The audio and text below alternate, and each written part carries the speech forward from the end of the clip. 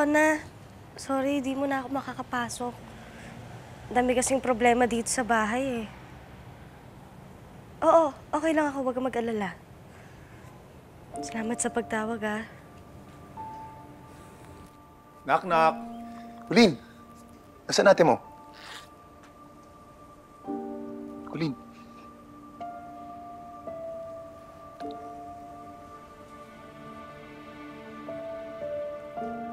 Nung college ako, nagkaroon ng rat war sa labas ng school namin.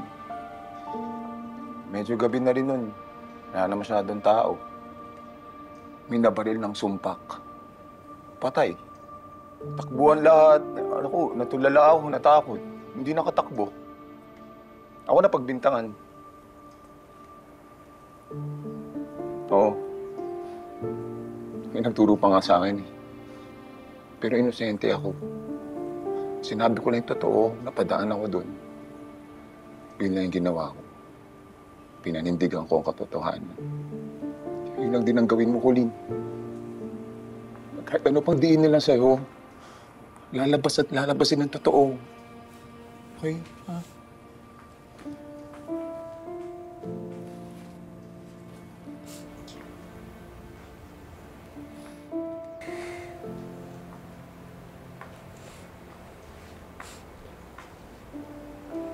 So,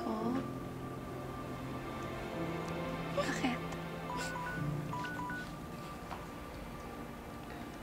Ate, sabi ni Rona viral daw ako. May sinend pa nga siyang link ko. Huwag mo i-click. Ate! Colleen? Akin na! Colleen, please! Ano Ate! ba? Huwag mo i-click nga! Ate! Kahit anong mangyari, hindi siya aamin. Kahit ang nanay at mga kapatid niya, they're all protecting her. Her? So, babae po yung tumulak sa anak niyo? Ang daming hate comments. Ang daming bashers. Ate, naniniwala silang tinulak ko si Jessica. Hindi na ako makakalabas nito. Ang tingin nila sa akin, killer.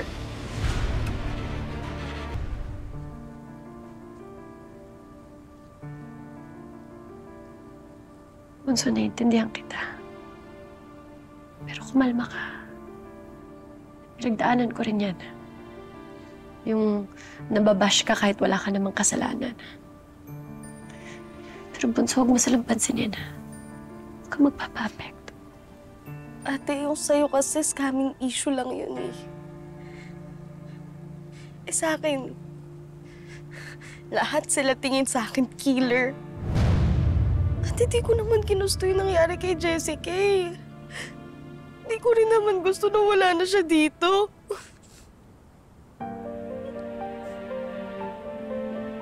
Bunso, alam natin ang totoo. Alam natin ang totoo. Ha? Tama na, Bunso. Tama na.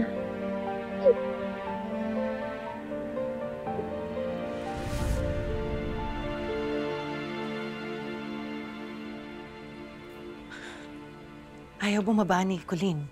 Ayaw niyang kumain. Jeff, Abel, tulungan niyo ako umakyat. Kakausapin ko siya. Tara. Manuel, wag. Ayaw niya may kausap eh. Hayaan muna natin siya. Nay, sabi sa akin ni Colleen, ayaw na raw po niyang pumasok sa school. Kahit lumabas ng bahay, ayaw na rin daw po niya. Tinawagan ko si Doc Richard. Nagpapahanap ako ng psychologist. Nakakausap kay Colleen.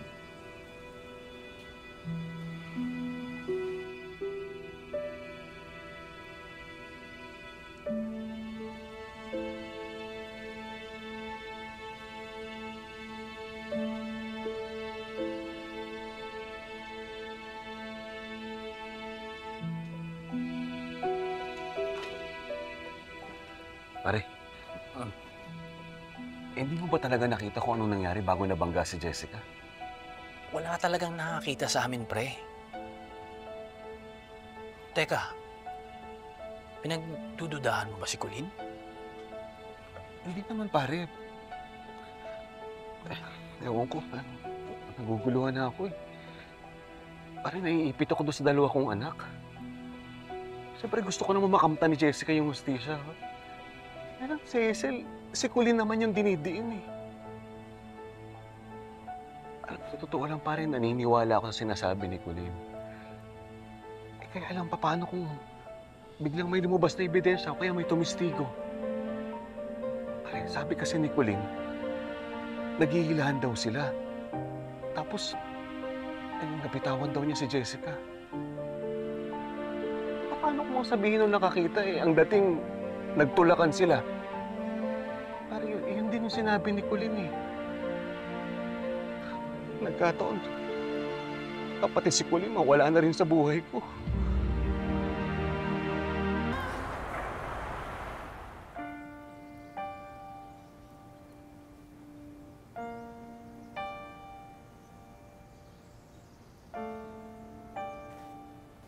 Friend, trending si Colleen. May mga nakikisakay na nakita raw nilang tinulak niya si Jessica. Pero nung chinek ko, yung mga profiles, karamihan, new accounts, halatang trolls.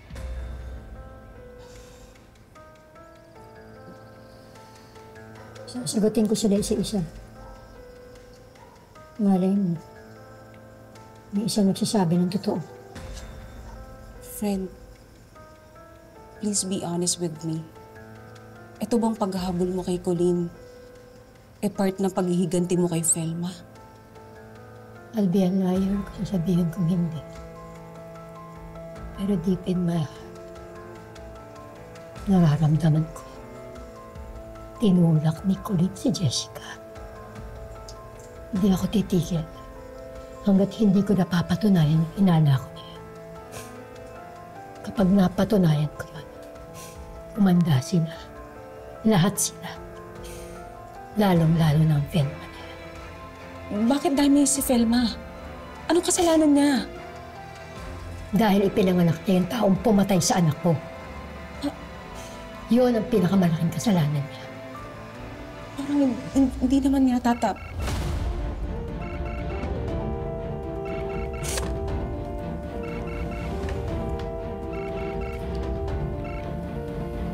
Yes, Manuel.